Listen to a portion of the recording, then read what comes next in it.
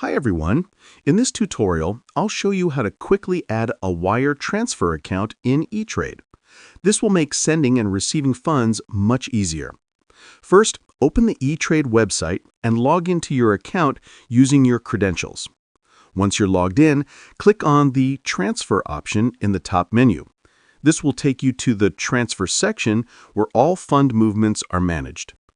Next, select the Wires option next to the regular money transfer choice.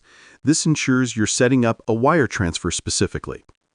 To add a bank account, click Securely Add Account.